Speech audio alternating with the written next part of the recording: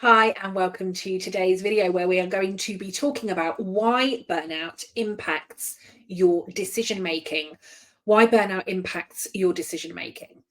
Now, many of the one-to-one clients that I work with at any level of an organization will realize that as they come through the other side of burnout, they are struggling to make decisions. They can't decide whether they want to be in work or out of work. They can't decide what their next right step is. They can't decide what they should be doing or shouldn't be doing. They just get overwhelmed.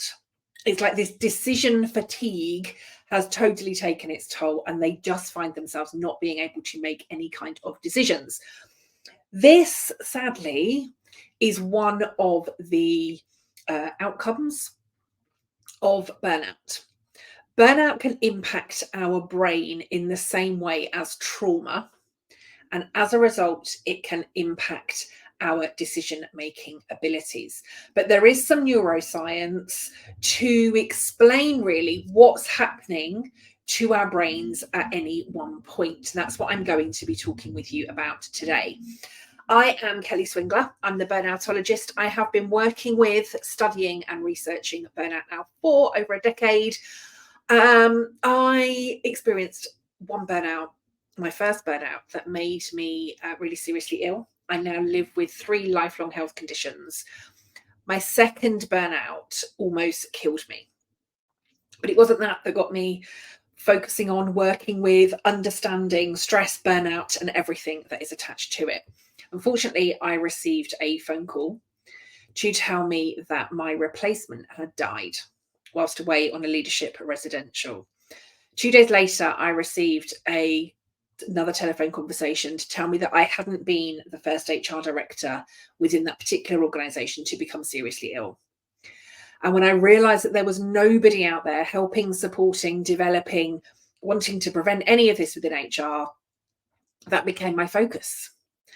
Now, all these years later, I work with a number of different individuals, different people, different sectors, different professions, different size organizations, people at different levels to help banish burnout, to create happy, healthy and high performing workplaces, happy, healthy and high performing people, to stop this Monday to Friday dying syndrome that so many of us are experiencing every day. And my biggest mission is to stop burnout in its tracks. I know that we can prevent burnout. I know that we can stop it.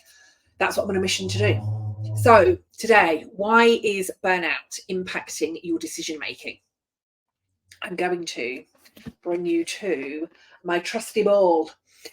This is your brain. Okay, this is your brain. This part here, I think I've got my camera backwards, haven't I? Because it's something's mirroring. Something's mirroring. This part here is your prefrontal cortex, the prefrontal cortex of your brain. This is the part that we know as you and me. This is the part that I am using to engage with you. This is the part that you'll be using to engage and watch me, right? So this is your prefrontal cortex. Your prefrontal cortex is attached to the intellectual part of your brain.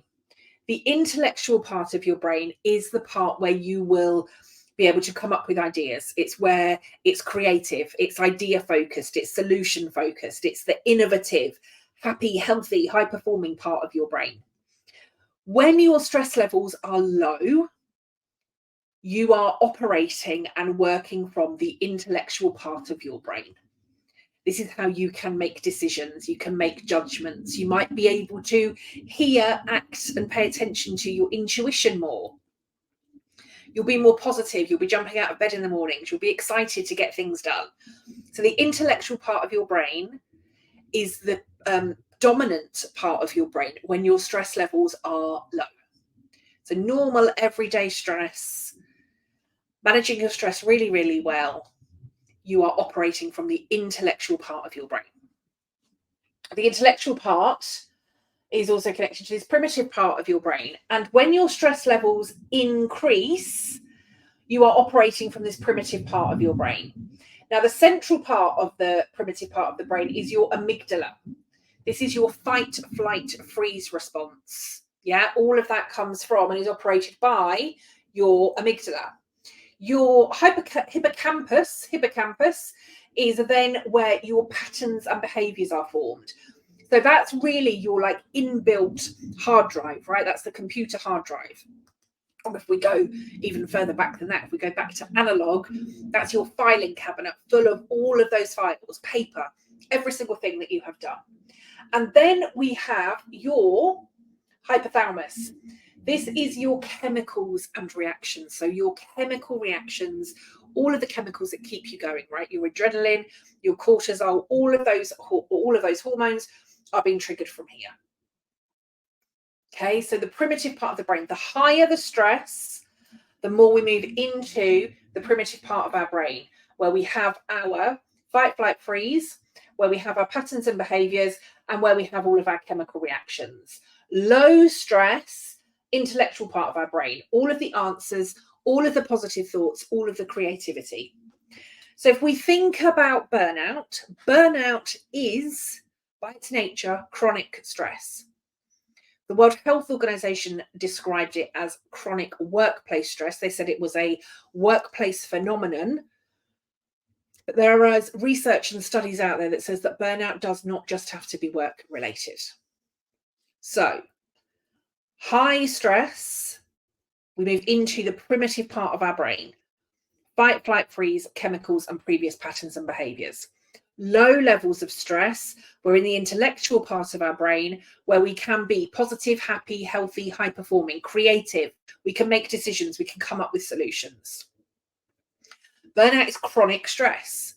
That's high levels of stress over a really long period of time.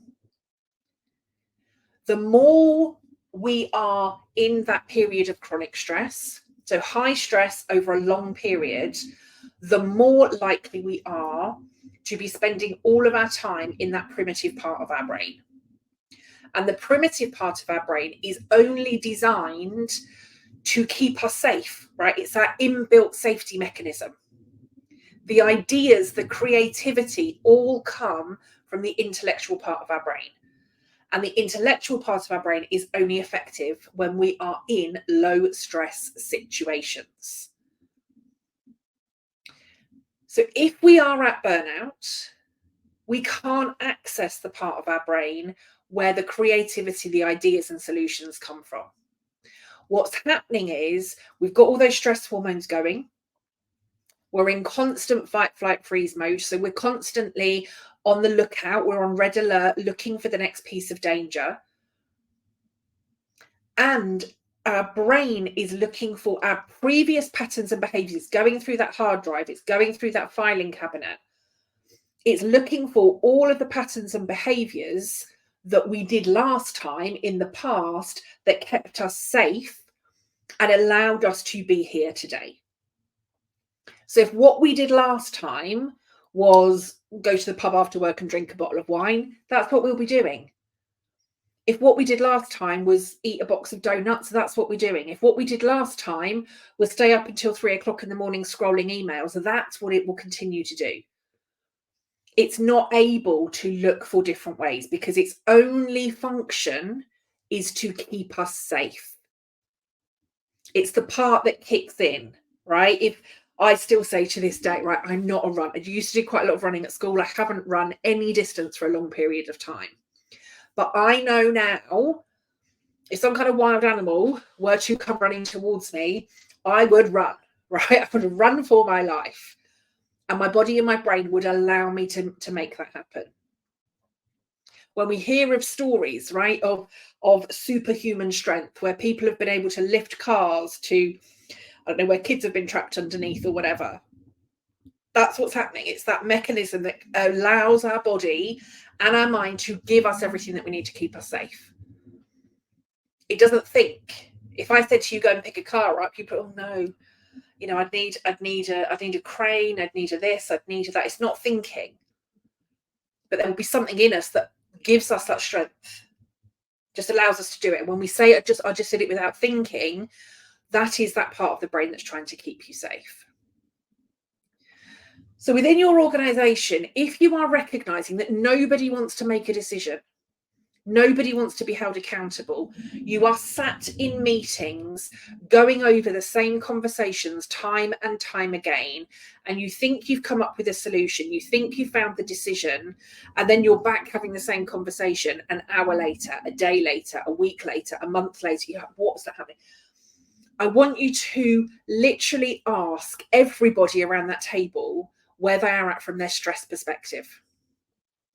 If you're not sure what your burnout risk factors are, if you're not sure where you might be from stress, head to kellyswingler.com and complete the free burnout assessment. There's a downloadable burnout assessment tool that you can complete that will identify your risk factors as individuals and an organization. But if you are constantly finding that you can't make decisions, that you're afraid of making decisions, but also you're just not able to get to that point in the first place, I would guarantee you it is because you are spending too much time in the primitive part of your brain. And this is where a lot of leaders have been post-pandemic. The stress, the worry, the crisis after crisis, all of the conversations that are going on that are not moving us forward, a lot of those are being driven by stress.